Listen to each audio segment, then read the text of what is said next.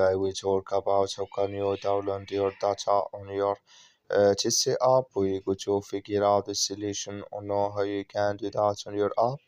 So you just follow these ways, then it's going to work with you.